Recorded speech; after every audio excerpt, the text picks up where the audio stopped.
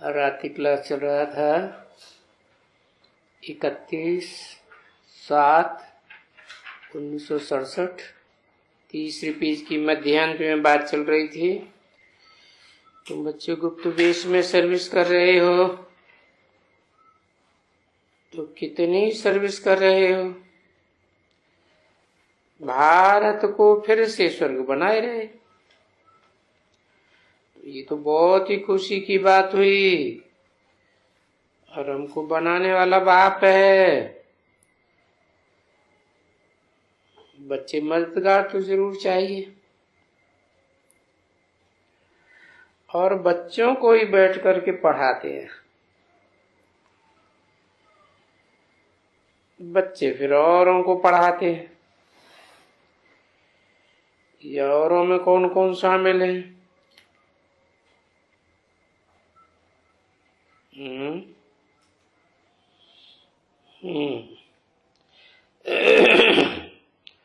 तो बात हो रही थी बच्चे औरों को पढ़ाते हैं। औरों में कौन कौन शामिल हुए?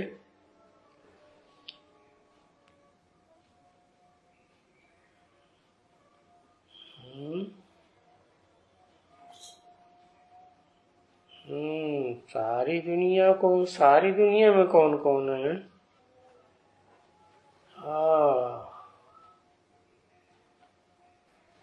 जो पहले आए हैं उनको पहले पढ़ाते हैं। सारी दुनिया को नहीं पढ़ाते बच्चे। वो तो ठीक है। पहले जो राज परिवार में आने वाले भांति हैं, सहयोगी हैं, उनको पढ़ाते हैं। फिर प्रजावर्ग की आत्माओं को भी संदेश मिलता है, वो भी आते रहते हैं। ऐसे एक दो को पढ़ाते पढ़ाते ये सब इतने इकट्ठे होते जाते हैं। देखो, ये सब जो भी यहाँ आते हैं उन सब को पढ़ाते हैं। और तो कोई ये नॉलेज पढ़ा ही नहीं सकते हैं दुनिया में।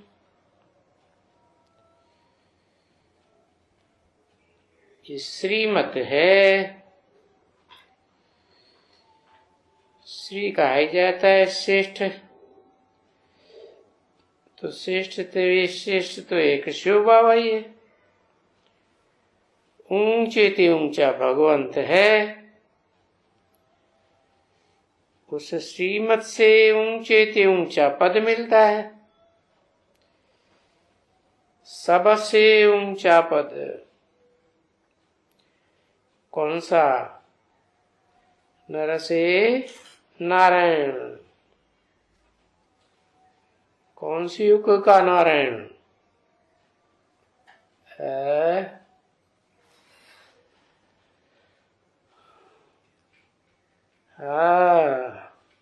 विश्व की बादशाही कोई सतयुग में तो होती नहीं। विश्व धर्म तो कलयुग के अंत में ही होते हैं। तो सबसे ऊंचा पद है। अब ये तो समझते हो कि ये लक्ष्मी नारायण राजयोग की पढ़ाई से बने। और राजयोग भी कब?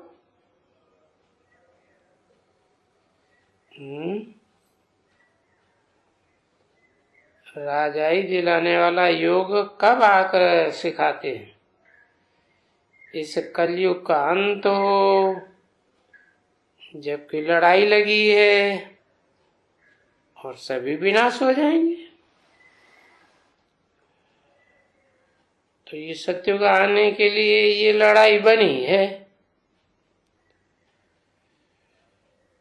तो ये अच्छी तरह से किसको समझावें? क्या कि जब तक ये लड़ाई नहीं होगी, महाभारी महाविनाश नहीं होगा, तब तक नई दुनिया सतयुग नहीं आ सकता। और समझाते भी होंगे बच्चे समझा ना? तुम पढ़ा है और कैसे उन्हें समझाया है? बाप कैसे समझाते हैं? कि बाप कहते हैं, क्यों कहते हैं कि तुम जब पढ़ाई पढ़ाते हो तब मैं होता तो फिर ऐसे ऐसे उनको समझाते हैं।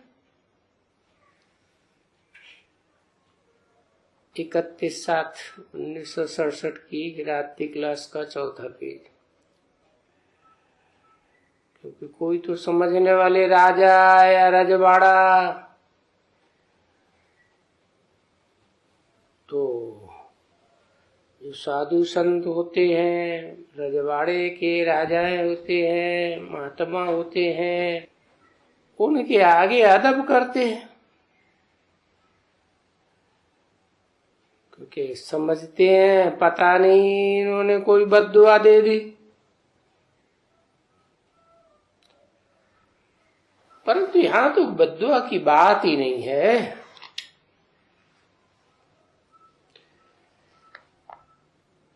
समझाने में बड़ी युक्ति भी चाहिए।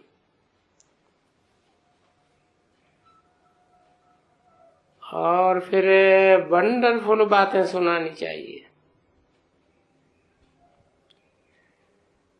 सुनानी चाहिए ना कि हम जो सारा ये ज्ञान आपको देते हैं, आपको यही कपड़ा पहने हुए हैं जो ना, और आज आए हुए हैं ना, फिर 5000 वर्ष के बाद इसी कपड़े में, इसी नमूने में, इसी वेशभूषा में फिर इसी जगह आएंगे। ये षष्ठी चक्र ही 5000 वर्ष का है और हूबहू ऐसे ही घूमता रहता है। शास्त्रों में तो लाखों वर्षों कितनी लंबी आयु सृष्टि की बताई दी है। कोई काउंट भी न कर सके कितने जन्म होते हैं। नहीं तो कोई पूछेगा कितने जन्म होते हैं तो कैसे बताएंगे? तो उन्होंने ये लफड़ा कर दिया कि लाखों वर्ष की सृष्टि होती है तो कोई पूछेगा ही नहीं। नहीं तो ये बात समझने की है, क्योंकि वर्ल्ड की हिस्ट्री ज्योग्राफी रिपीट होती है कि कैसे सतयुग, त्रेता, फिर द्वापर, फिर कलयुग, फिर संगम के बाद सतयुग वही रिपीट होगा। अरे देखो, अभी फिर ये सूर्यवंशी राज्य की स्थापना होती है। पहले तो ऊंच वंश की स्थापना होगी ना, फिर सृष्टि नीचे गिरती जाती है तो वंश भी नीचे गिरते जाते हैं। क्योंकि अभी तो वो सूर्यवंशी राज्य संसार में नहीं है। अभी तो किसके किसके राज्य है? चंद्रवंशियों का भी राज्य नहीं है। उस सारी दुनिया में विधर्मियों का राज्य है। किसी धर्मखंड में इस्लामी, किसी खंड में बौद्धी, किसी धर्मखंड में क्रिश्चियंस। अब ये सब खलास हो जाएंगे। फिर क्या होगा? फिर एक ही सूर्यवंशी की स्थापना रह जाएगी। क्योंकि साक्षात सूर्य ही आकर के, ज्ञान सूर्य आकर के ये सूर्यवंशी राज्य की स्थापना करते हैं ना। फिर अगली पीढ़ी आवेगी तो ज्ञान चंद्रमा की आत्मा मुखिया बन के बैठेगी नारायण के रूप में। वो फिर चंद्रवंशी राज्य चलेगा। ऐसे ही पीढ़ी दर पीढ़ी और धर्मों की आत्माएं निमित्त बनती जाएंगी, परंतु सतयुग में प्रत्यक्ष नहीं होती है, मर्ज रहते हैं। और जब द्वैतवादी दुनिया आती है, जहाँ जो दो धर्म होते हैं, दो दो राज्य होते हैं, दो दो भाषाएं, दो दो कुल, दो दो मत है, तो उस समय ये कम कलाओं वाले जो नारायण या सतयुग में होते हैं, बाद वाली पीढ़ियों में नंबरवार वो सब प्रत्यक्ष होने लग पड़ते हैं, क्योंकि उन्हीं में ही दूसरे धर्म के धर्म पिता हैं और उनके फॉलोअर्स प्रवेश करते हैं। तो भारतवासी ही कन्वर्ट होते हैं, दूसरे धर्म के कन्वर्ट नहीं होते, क्योंकि ये जो देव आत्माएं है ना, वो तो बड़ी भोली भाली सीधी सादी होती हैं और असुरों के सामने कमजोर भी होती है। जब तक भगवान न आए तब तक वो जीत नहीं पा सकते इन असुरों से। कौन? देवता है, देव आत्माएं। तो कलयुग के अंत में और सतयुग के आदि में जब पुरुषोत्तम संगम युग होता है, तो पुरुषोत्तम और पुरुषोत्तमनी नई सृष्टि के आदि वाली पहले प्रत्यक्ष होती है, जो डायरेक्ट इसी जन्म में नर से नारायण बनते हैं, नारी से लक्ष्मी बनते हैं। किसके द्वारा बनते हैं? डायरेक्ट ज्ञान सूर्य के द्वारा बनते हैं। ज्ञान सूर्य तो सदा रोशनी वाला होता है, या कभी रोशनी या कभी अंधेरा। हाँ, जब सूर्य ग्रहण पड़ता है तो अंधेरा भी होता है ना, है, परंतु सूर्य को तो कभी ग्रहण पड़ता ही नहीं। वास्तव में चंद्रमा बीच में आ जाता है और पृथ्वी और सूर्य चंद्रमा के दोनों ओर रहते हैं, तो चंद्रमा का परछाया पड़ता है सूर्य के ऊपर, तो पृथ्वीवासी ये समझते हैं कि अंधेरा हो गया सूर्य में।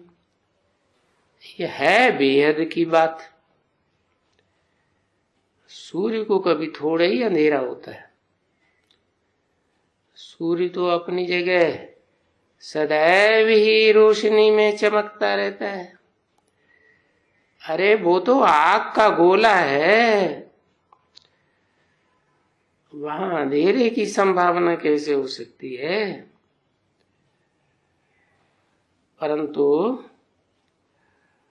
वो रोशनी का राज्य है, वो सूर्यवंशी राज्य है, अभी तो नहीं है। अभी तो दुनिया में अज्ञान का अंधेरा है या सवेरा है? तो लोग कहते हैं कि राहु का ग्रहण लग गया। सबसे खराब दशा है राहु की। राहु का परछाया पड़ा तो सारी दुनिया ज्ञान अंधेरे में आ जाती है। तो देखो, जब सूर्यवंशी राज्य नहीं है तो और सभी कुछ हैं। इस्लामी भी हैं, बौद्धी भी हैं, क्रिश्चियन, उनके सहयोगी धर्म भी हैं।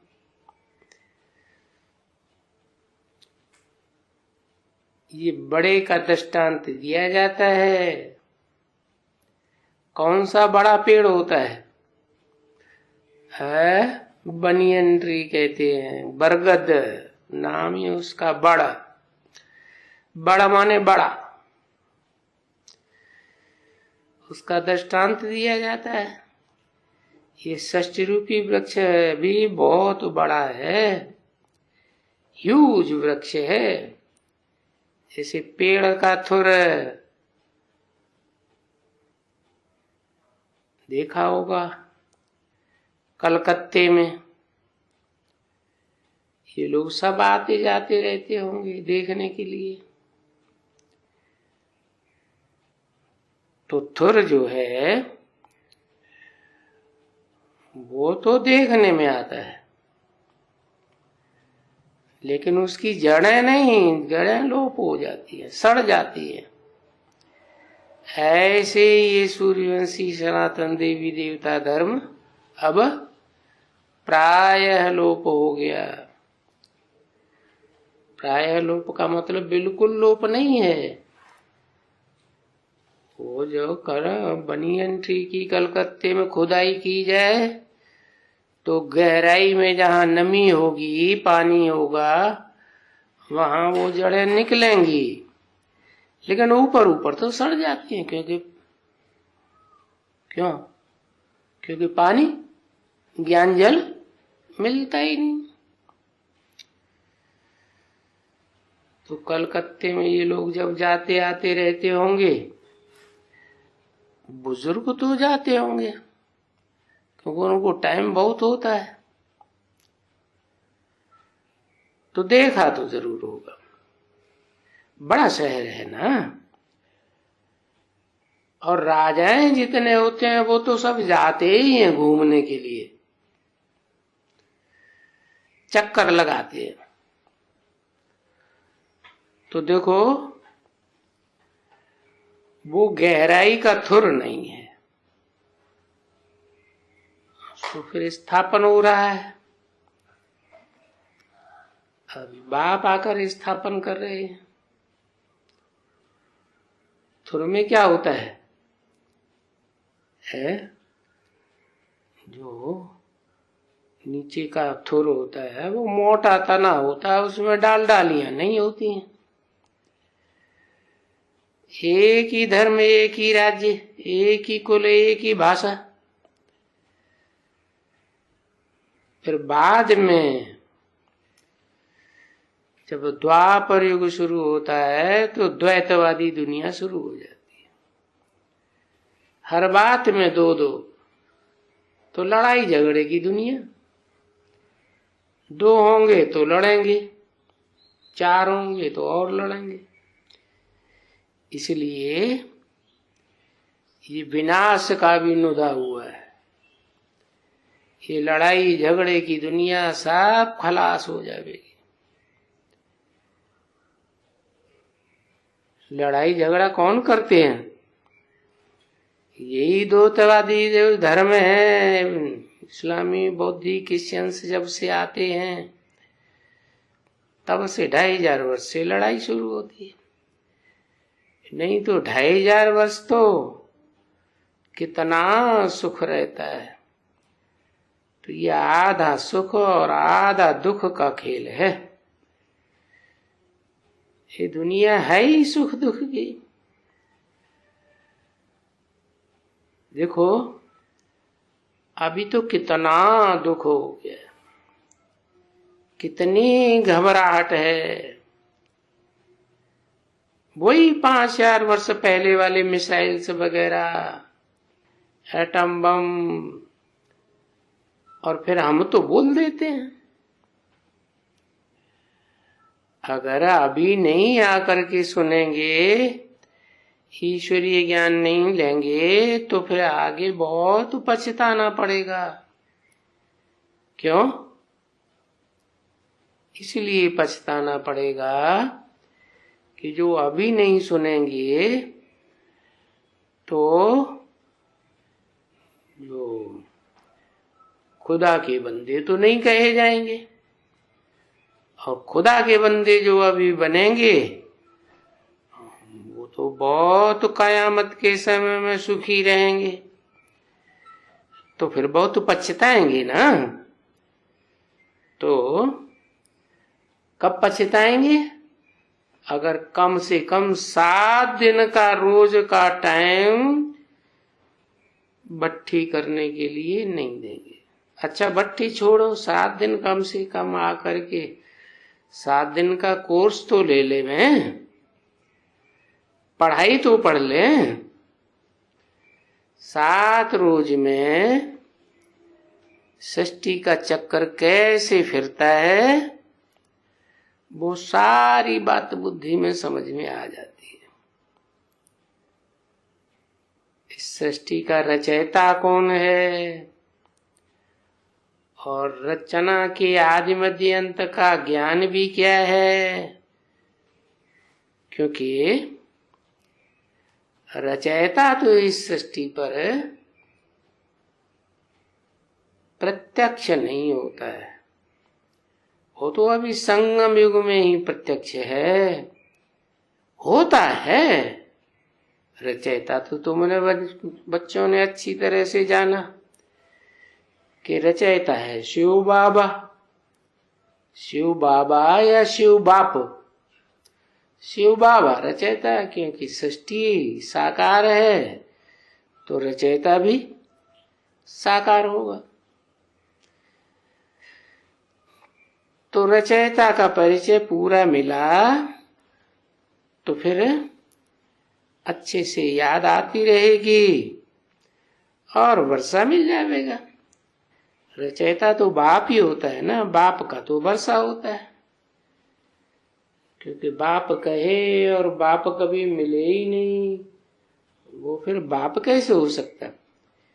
इसलिए बताते हैं कि सारी दुनिया की जो भी 500-700 करोड़ आत्माएं हैं उन सब से आकर मिलते हैं।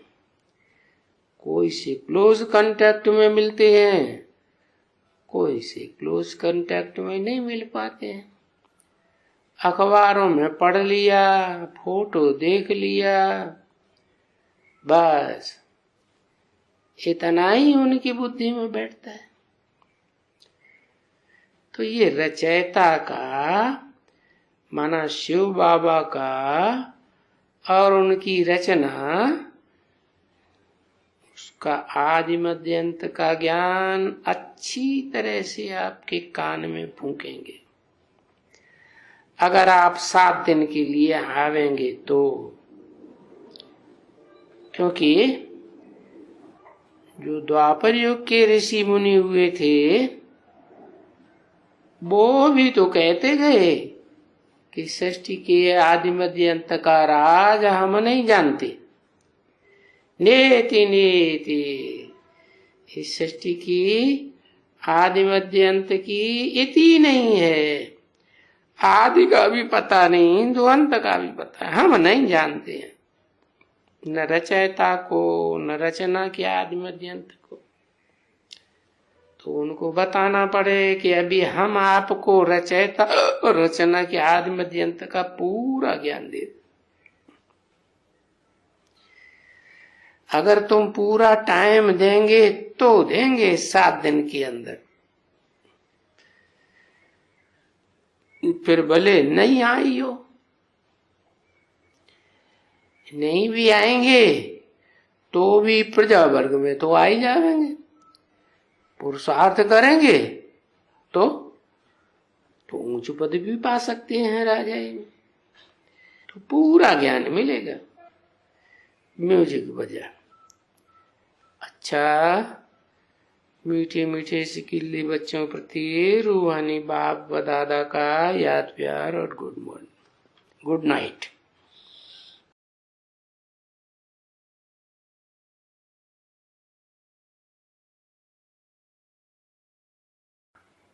आज का प्रातः क्लास है 24/8/1967। गुरुवार को रिकॉर्ड चला है। ओम नमः शिवाय।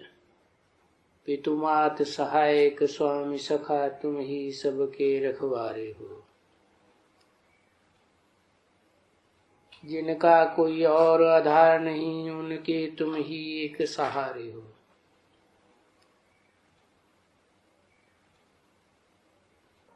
ओम शांति। ओम का अर्थ तो बच्चों को समझाया।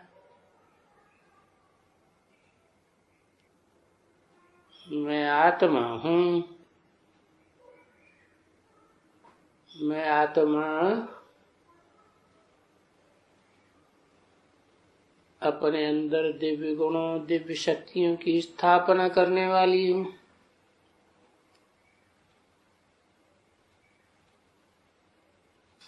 दुर्गुणों को विनाश करने वाली हूँ। और जो सद्गुण आए हैं उनकी पालना करना मेरा काम है।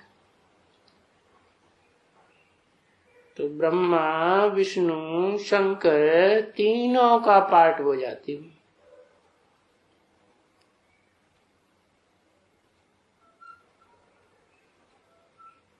तो कहते हैं ओम शांति। मना आ से ब्रह्मा, ऊ से विष्णु, माँ से महेश, तीनों कार्य करने वाली मैं आत्मा हूँ, शांत स्वरूप। अभी कहते तो सभी ऐसे हैं कि हर एक जीव में, जंतु में, प्राणी मात्र में आत्मा है।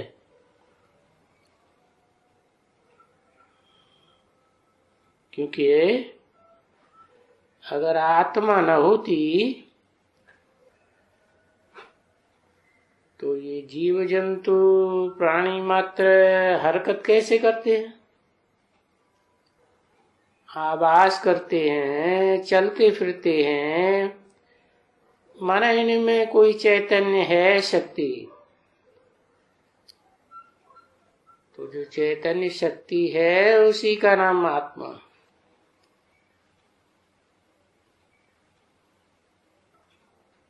और वो आत्मा शरीर के साथ पार्ट बजाती है तो जीवात्मा कही जाती है। और ये बात तो सभी जानते हैं कि सभी प्राणी मात्र आत्मा हैं, जरूर।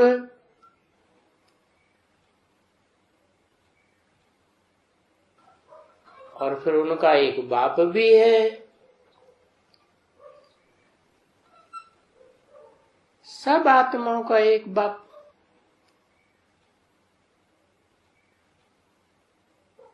पर शरीर जो है उनका अलग अलग बाप है।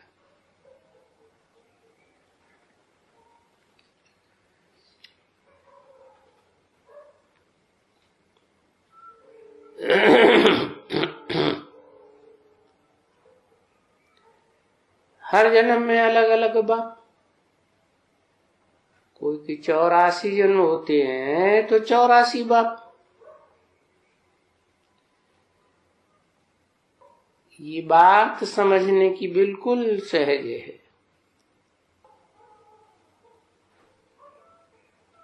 आत्मा षष्ठी रूपी रंगमंच पर पार्ट बजाती है तो जितना पार्ट बजाती है, जितने जन्म लेती है, उतने बाप।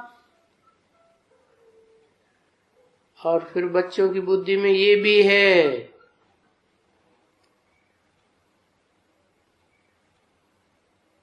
कि हद के बाप से हद का वर्षा मिलता है।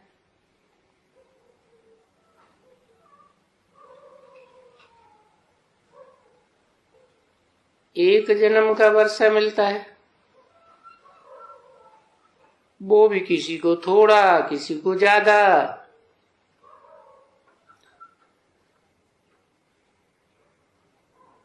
कोई को तो कुछ भी नहीं। और वेद का जो बाप है, सभी मनुष्य आत्माओं का बाप,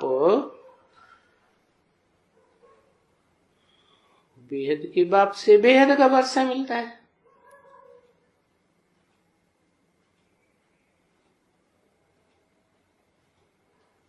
और वो तो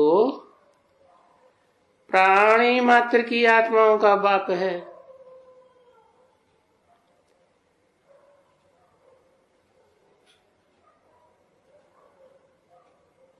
तो बाप तो कल्याणकारी होता है ना। बाप तो परिवार में सभी बच्चों का कल्याण ही चाहता है। तो ये भी है का बाप क्या चाहता है? सभी प्राणी मात्र की आत्माओं का कल्याण हो या कोई दुखी हो जाए, कल्याण ही कल्याण चाहता है। परंतु ड्रामा ऐसा बना हुआ है कि वो बेहद का बाप इस सृष्टि रूपी रंगमंच पर सदा काल नहीं आता। जब बच्चे बहुत दुखी हो जाते हैं, सतो से रजो, रजो से तमो बन जाते हैं, क्योंकि सतो प्रधानता में सुख होता है, सुख की प्रधानता होती है। रजो प्रधानता में थोड़ा दुख भी, सुख भी, और तमो प्रधानता में तो दुख ही दुख। जितना तम होते जाते हैं उतना दुख बढ़ता जाता है। और जो वेद का बाप है वो तो इन तीनों गुणों से परे है, इसलिए उसको त्रिगुणातीत कहा जाता है। और पाठ भी तीन गुणों से अतीत का बजाता है। उसको कभी नहीं कहेंगे कि वो सत्व प्रधान है, नहीं, वो तो सदा सत्य है। प्रधान होने की बात, न्यूनतम होने की बात, मध्यम होने की बात ही नहीं। तो ऐसे बेहद के बाप से सभी प्राणी मात्र को बेहद का वर्षा मिलता है। और मिलता कब है? मिलता तब है जब सारे ही प्राणी मात्र इस सृष्टि में दुखी दुखी हो जाते हैं। तब वो बाप आकर के नई सृष्टि की रचना रचता है। अभी इस समय में मनुष्य चाहते हैं कि विश्व में शांति हो जाए। इस समय में ही क्यों चाहते हैं? क्योंकि जब नई सृष्टि होती है तो विश्व में शांति सुख होता ही है। तो चाहना की बात ही नहीं। जब कलयुग का अंत होता है, तामसी दुनिया बनती है, पाप बढ़ जाते हैं तो अशांति हो जाती है।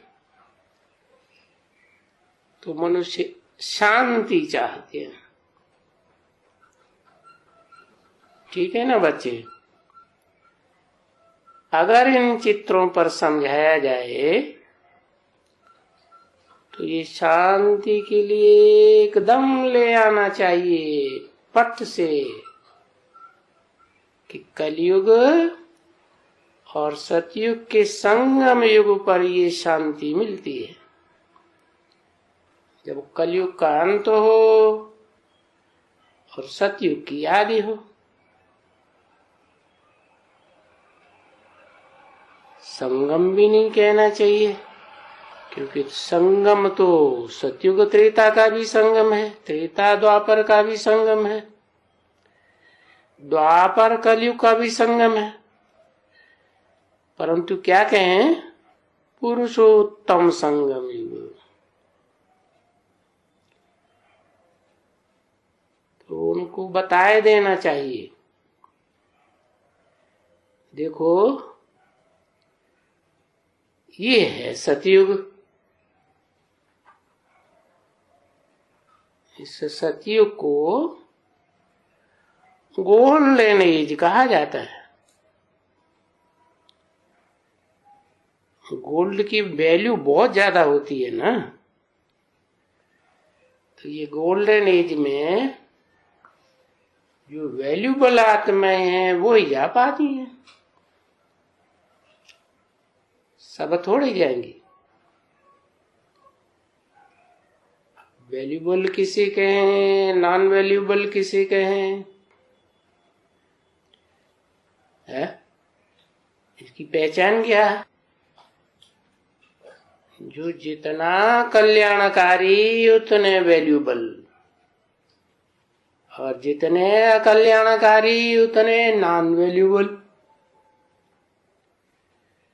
तो बताओ दुनिया में सबसे जास्ती वैल्यूबल कौन हुआ है?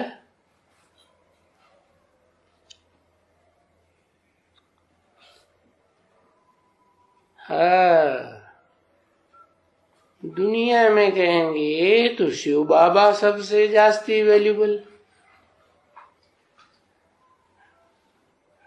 और शांति धाम में कौन ज्यादा वैल्यूबल? क्योंकि बाप कहते हैं मैं तो ब्रह्मांड का मालिक हूं, जहां अंडे अंडे मिसल आत्माएं रहती है वहां शरीर तो होते ही नहीं।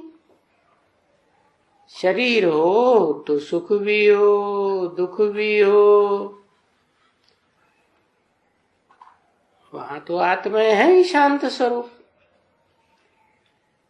तो मैं तो शांति धाम का रहने वाला हूं। हाँ, इस सृष्टि पर भी आता हूं, अशांत दुनिया में दुखी संसार में आता हूं, तो भी मैं शांत स्टेज में रहता हूं। मुझे शांति नहीं, अशांति नहीं होती। लेकिन शांति और सुख की दुनिया की स्थापना करता हूं। अकेले करता हूं क्या? नहीं, सृष्टि तो अकेले से पैदा होती ही नहीं।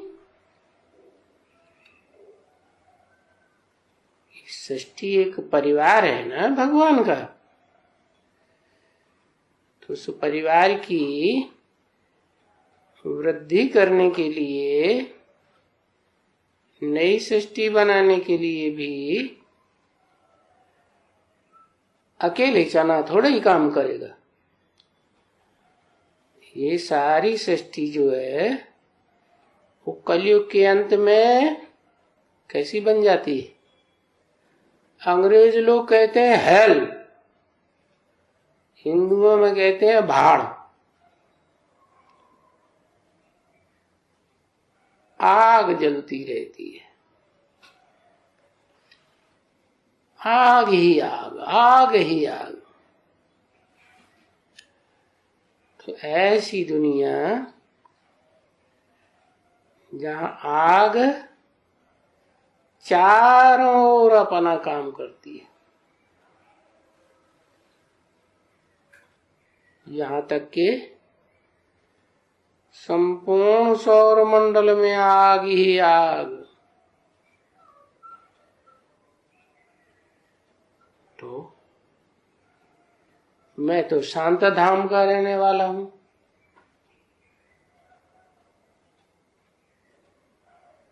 तो ये आग कहां से आती है फिर?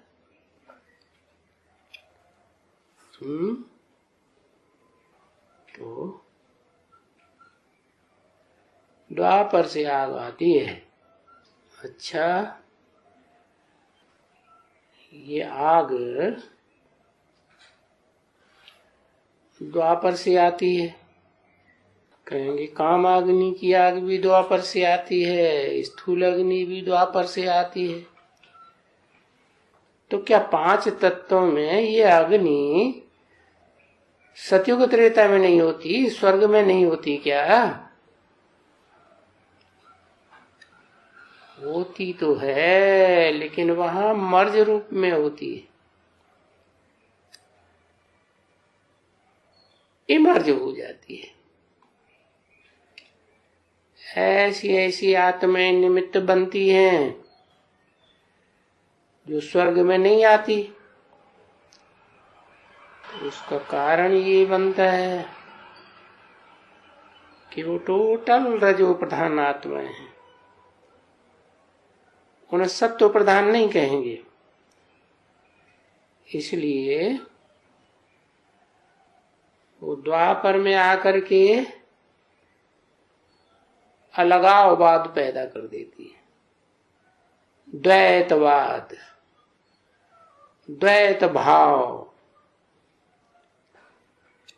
और जहां दो होते हैं, दो दो बातें होती हैं, दो दो भाषाएं होती हैं, दो दो मतें होती हैं, दो दो धर्म होते हैं, तो आपस में टकराते हैं। और ज्यों ज्यों धर्मों की शुरुआत बढ़ती जाती है, त्यों त्यों ये झगड़ा, फसाद, टंटा बढ़ता ही जाता है। तो उसको फिर गोल्डन एज कैसे कहेंगे? गोल्डन एज फिर होती है सिल्वर एज। सिल्वर की भी वैल्यू है, परंतु वो तो तांबे का युग कहा जाता है, क्योंकि काम, क्रोध, लोभ, अहंकार की दुनिया है। काम की आस पूरी नहीं होती है तो क्रोध आ जाता है, चेहरा तांबे जैसा हो जाता है, लाल लाल। तो फिर उसको पुरानी दुनिया कहा जाता है। दुख की दुनिया शुरू हो गई ना। कि नई दुनिया में तो शांति ही शांति, सुख ही सुख, क्योंकि वहां पवित्रता है। पवित्रता में सुख और शांति होती है। अब अपवित्रता में दुख और अशांति होती है। तो सतयुग में शांति भी है और सुख भी है, तो उसको कहा ही जाता है स्वर्ग। नरक तो नहीं कहा जाता, क्योंकि नरक नर बनाता है।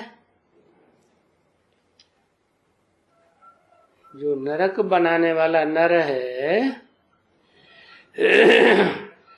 वो अपन को देह समझता है,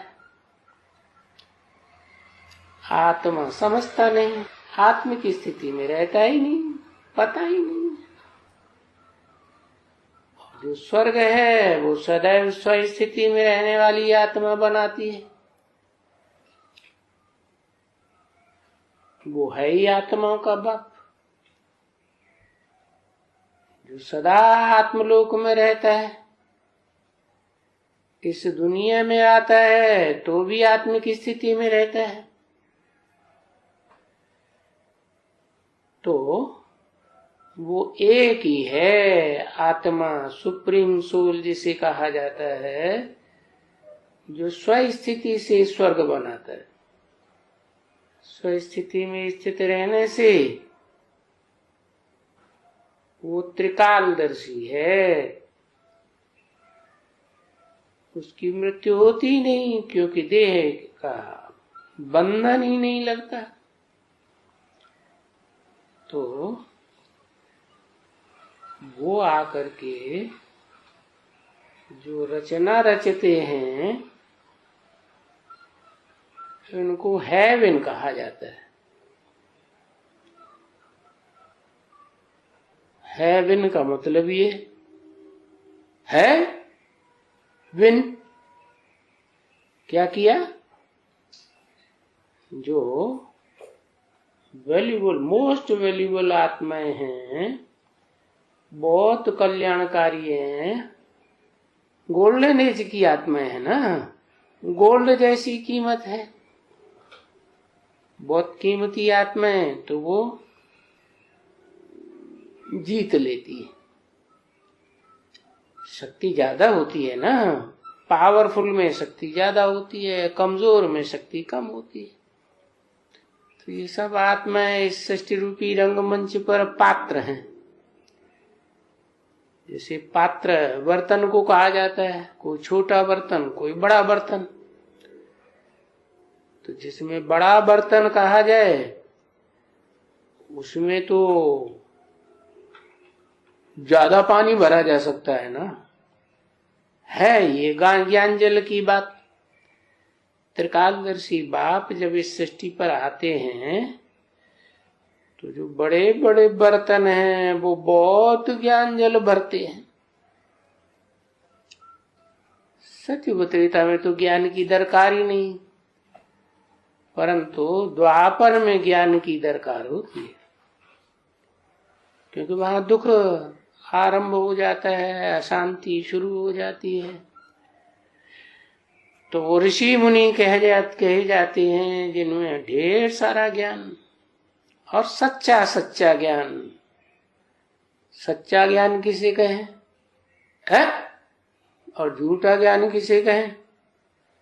सच्चा ज्ञान कहें जो सुखदायी हो, और झूठा ज्ञान कहें जो दुखदायी हो। उसे ज्ञान कहेंगे ही नहीं, वो तो अज्ञान है। क्या? अज्ञान से होता है दुख। अज्ञान माने अंधकार। अंधेरे में तो ठोकर लगती है, चोट लग जाएगी, गिर जाएंगे। सोझरा हो, ज्ञान की रोशनी हो तो ठोकर लगने का सवाल ही नहीं, गिरने करने का सवाल ही नहीं। तो देखो,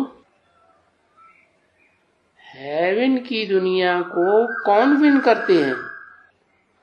है गोल्ड जैसी कीमती आत्माएं विन करती है। उनमें वैल्यू कैसे आ जाती है? ज्ञान की रोशनी, ज्ञान का जल ज्यादा ग्रहण कर लेते हैं, इसलिए वो ज्ञान की रोशनी है। उस ज्ञान की रोशनी से ही वो प्रैक्टिकल जीवन में उस ज्ञान को अपनाते हैं, तो उसे फिर विज्ञान कहा जाता है। भारत में उसे कहते हैं योग, ऊर्जा, शक्ति। जैसे जल है, जल में तो कोई शक्ति नहीं होती है, और जो खुराक खाते हैं, अनाज खाते हैं, तो उसमें तो शक्ति होती है। तो शक्ति ज्यादा पावरफुल वैल्यूबल चीज हो गई ना। ज्यादा वैल्यूबल चीज शक्ति हुई, योग हुआ या ज्ञान हुआ? कहते तो हैं ऐसे ज्ञान, योग, धारणा, सेवा, ज्ञान को पहले रखते हैं, योग को बाद में रखते हैं। तो 2 नंबर की चीज होनी चाहिए। अव्वल नंबर याद कहें या अव्वल नंबर ज्ञान कहें? बैठो बैठो बैठो बैठो। अव्वल नंबर ज्ञान कहें। अच्छा, और दुनिया काहे से चलती है? दुनिया ज्ञान से चलती है, चलती है? उसमें शक्ति की जरूरत नहीं है, ऊर्जा की ताकत नहीं है। योग होगा तो संसार चलेगा।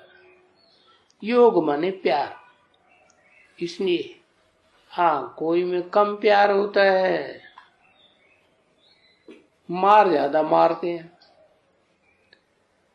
कोई में प्यार बहुत होता है, अखूट भंडार प्यार का सागर।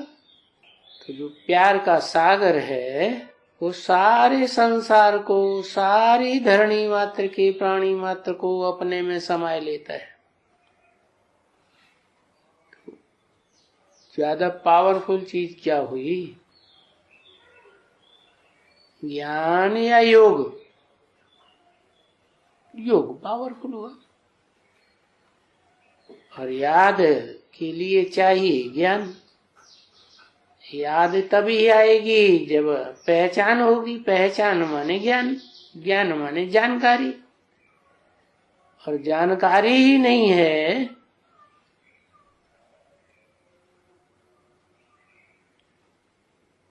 तो प्यार क्या होता है और धिक्कार क्या होता है, मार और प्यार का पता कैसे चलेगा? पता चलने के लिए क्या चाहिए? ज्ञान चाहिए। तो ज्ञान जो है वो तो इस सृष्टि में किसी में नहीं रहता। देवताओं में ज्ञान होता नहीं। और जब दैत्यों की दुनिया शुरू होती है द्वापर से, द्वैतवादी अलगाववादी दुनिया कि देवात्माएं अलग और दैत्यात्माएं अलग, तो उस समय योग होता ही नहीं। मारामारी की दुनिया शुरू हो जाती है। कहाँ प्यार और कहाँ मार। प्यार की दुनिया और मार की दुनिया में जमीन आसमान का फर्क।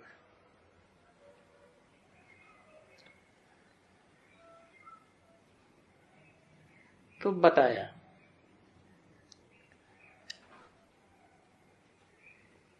हर मनुष्यात्मा अपने लिए जन्म जन्मांतर की प्यार की दुनिया अपने आप बनाती है।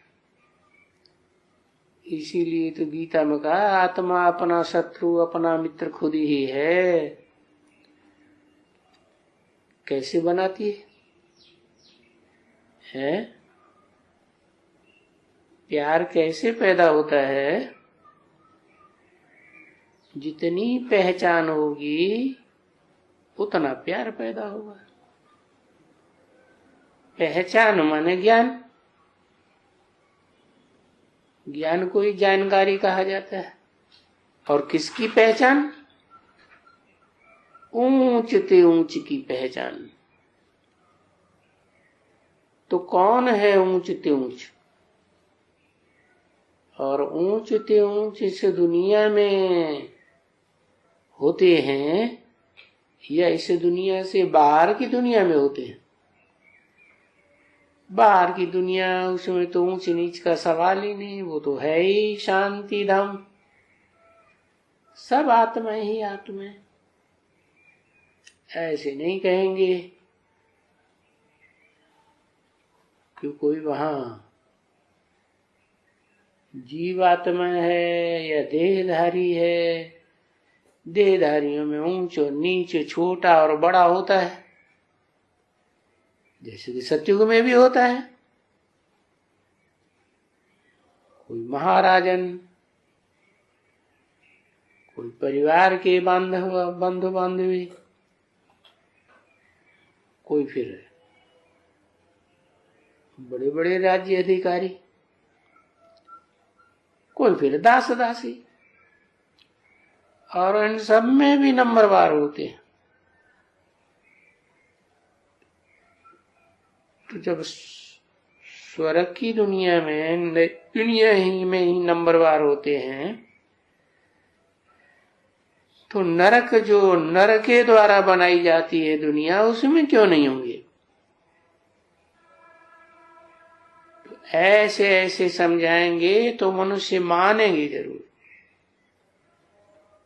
कि हाँ, इस संसार में नई दुनिया भी होती है और वो नई दुनिया ही पुरानी बनती है, क्योंकि इस सृष्टि का ये नियम है कि इस दुनिया की हर चीज पहले सतो प्रधान सुखदाई और धीरे धीरे बाद में तमो प्रधान दुखदाई बन जाती है।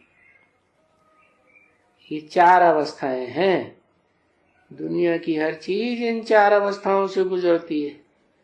कोई भी ऐसी चीज नहीं है इस दुनिया में जो 4 अवस्थाओं से पसार न होती। इस सृष्टि में आत्माएं आती हैं पार्ट बजाने के लिए, वो भी 4 अवस्थाओं से पसार होती। इस सृष्टि में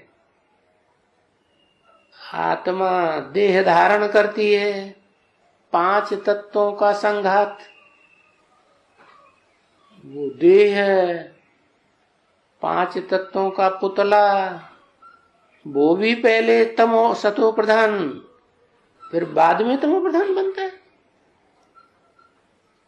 मानना पड़ेगा ना कि पहले दुनिया की हर चीज सतो प्रधान, दुनिया ही पहले नई और बाद में पुरानी तामसी बन जाती है। और बाप ने ये दुनिया रची है।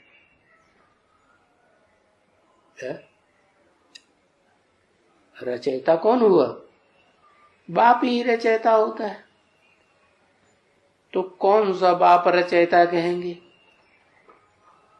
है शिव बाप को रचयिता कहेंगे, क्योंकि शिव बाप तो सिर्फ आत्मा है, देह तो है ही नहीं। 5 तत्वों का पुतला शिव बाप को नहीं कहेंगे। तो शिव बाप इस सृष्टि पर आकर के कलयुग के अंत में दुख और अशांति की दुनिया में जिसमें प्रवेश करता है उसको कहेंगे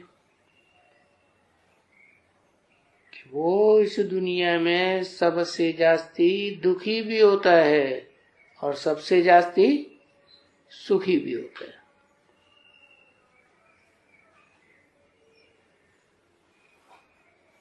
तो फिर असली हेवन किसे कहेंगे? है हेवन भी उसे ही कहेंगे। है माने जीता है, बिन माने जीतना। तो वो हुआ सारी विश्व का मालिक।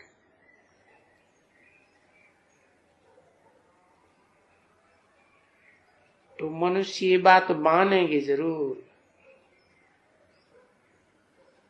कि नई से नई दुनिया कोई है और वो कही जाती है बैकुंठ।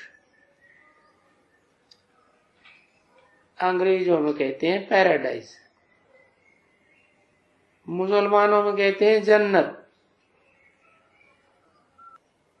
और बाप ने रची है। कौन हुआ रचयिता? वो आत्माओं का बाप नहीं, वो तो आत्माओं को ज्ञान दे करके रचता है। इस सृष्टि में अकेले आत्मा से काम नहीं चलता। वो शिव जिस साकार में प्रवेश करता है उसको कहते हैं बाबा। शिव को बाबा नहीं कहेंगे। बाबा ग्रैंडफादर को कहा जाता है या तो बाबा बुढ़े को कहा जाता है।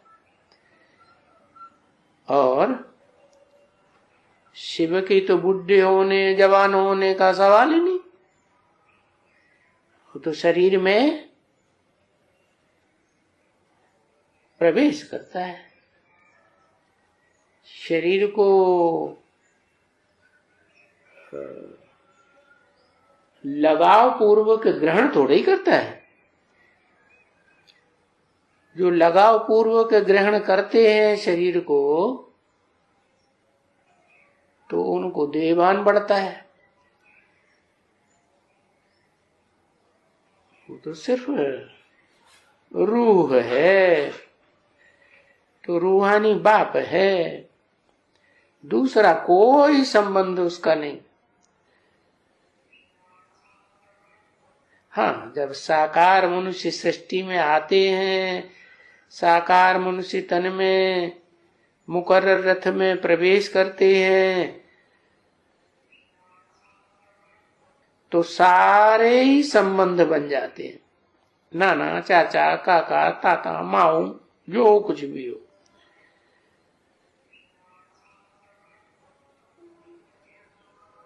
तो कहेंगे मनुष्य सृष्टि के बाप ने ये सृष्टि रची, वो हुआ इस साकार सृष्टि का साकार रचयिता। इसलिए बताते हैं कि मैं तो सिर्फ ब्रह्मांड का मालिक हूं। क्या? ब्रह्मा। कैसा ब्रह्मा? प्रजापिता ब्रह्मा, जिसमें अंडे अंडे अंडे अंडे ढेर सारे रखे, पैदा ही होते रहते हैं सतयुग के आदि से लेकर के कलयुग के अंत तक। क्या अंग्रेजी में क्या कहते हैं उन अंडों को? अरे तुमको पता ही नहीं है? बाप के अंदर अंडा होता है। मुर्गे के अंदर अंडा होता है कि मुर्गी के अंदर होता है? मुर्गी के अंदर होता है। मुर्गी तो अम्मा हो गई।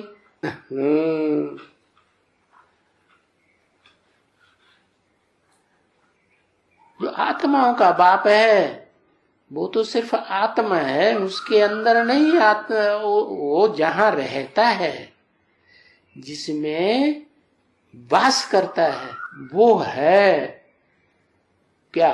ब्रह्मांड।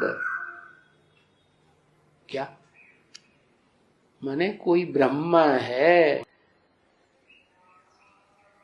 कौन सा ब्रह्मा? साधारण ब्रह्मा नहीं, प्रजापिता ब्रह्मा, पिता के रूप में पार्ट बजाने वाली अम्मा है। पुरुष तन तो उसमें वो अंडे भरे रहते हैं। अंग्रेजी में कहते हैं सीमेन। क्या कहते हैं? कुछ पता नहीं, तो अपनी डिक्शनरी में देखो। तो वो जो अंडे हैं वो बाप में रहते हैं, उसको कहते हैं ब्रह्मांड। और वो अंडे इस सृष्टि पर उतरते हैं, तो वो इस सृष्टि को कहेंगे सिर्फ धरणी माता, और कोई दुनिया नहीं है। कहते हैं शुक्र ग्रह, बृहस्पति ग्रह, ये ऐसे ऐसे बुध ग्रह, मंगल ग्रह, ये 9 ग्रह तो हैं, लेकिन धरणी माता में ही ये अंडे सृष्टि पर आकर के पार्ट बजाते हैं। माता के द्वारा शुरुआत होती है, तो माता भी चाहिए, पिता भी चाहिए। लेकिन शिव जिसमें मुकर्रर रूप से प्रवेश करता है, वो माता भी और पिता भी। माता कैसे? उसका शरीर भी इस सृष्टि पर सदाकाल रहता है, 5 तत्वों का पुतला, जिसे कहें सारी सृष्टि का बीज रूप। वो देह के रूप में है तो भी बाप है, माने ब्रह्मा है इस सृष्टि की। बड़े ते बड़ी, ब्रह्म माने बड़ी, मां माने मां है, तो भी बीज रूप बाप है। और आत्मा है तो भी बीज रूप मनुष्य सृष्टि का बाप है। तो जिस बाप ने ये दुनिया रची, उनमें तो फिर दुख हो नहीं सकता। तो कौन से बाप में दुख नहीं हो सकता? आत्माओं के बाप में कोई दुख नहीं हो सकता। अब ये समझाना बिल्कुल सहज बात है। अभी कभी ये प्राप्त होती है जिसको कहते हैं शांति, विश्व में शांति कब प्राप्त होती है? अरे ये विश्व में शांति सबको थोड़ी ही प्राप्त होती है। नहीं, क्योंकि अशांति और शांति की बात उठती है ना, तो कोई है शांत आत्माएं, सुख स्वरूप आत्माएं, और कोई है अशांत आत्माएं। नंबरवार है, एक जैसी तो है नहीं। बाकी वो होता है निर्वाण धाम, जहां वाणी होती नहीं है कहा? वो ब्रह्मांड है जहां अंडे अंडे मिसल आत्माएं रहती हैं, वहां वाणी नहीं होती। बेहद का ब्रह्मांड, वहां वाणी नहीं होती। और हद के ब्रह्मांड में है, हद का ब्रह्मांड क्या है? हरे को माता क्या है? हद का ब्रह्मांड। तो उसमें जो पैदाइश होती है, वो अंडा आता है पहले या पहले बच्चा आता है? पहले तो अंडा आता है, अंडाकार जेर बाहर निकलता है ना, तो आवाज नहीं करता। जब जेर से बाहर आएगा तो आवाज होगी। बाकी हरकत करता है, आवाज नहीं करता। तो वाणी से परिधाम हो गया। वहां शांति अशांति का कोई क्वेश्चन ही नहीं उठता। अभी विश्व में शांति समझना है, समझाना है, तो है बड़ी सहज बात। कभी भी भाषण में या कहीं भी जब भाषण करती हो, बच्चियां भाषण करने जाती हैं ना, इतनी भिन्न भिन्न जगहों में जाती हैं, तो पहले पहले तो विश्व में शांति का ही क्वेश्चन उठाना चाहिए। क्या कि सारे विश्व में शांति कैसे हो?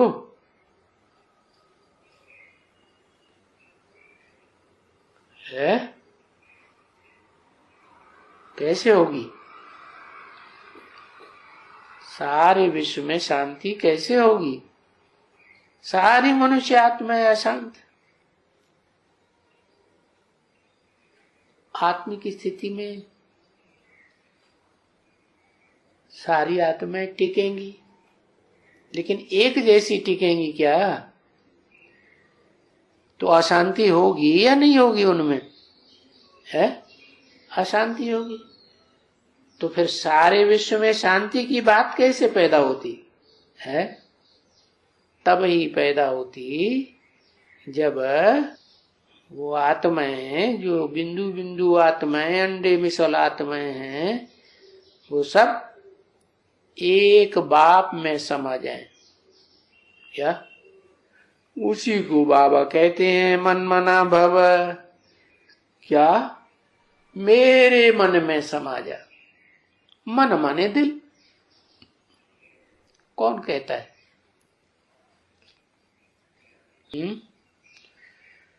कौन कहता है मन मना भव?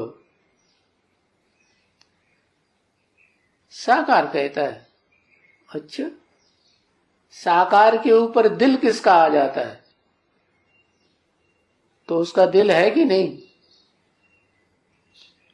उसका ऊपर वाले का दिल कौन है? साकार है ना। तो मेरे दिल में समा जा का मतलब क्या हुआ?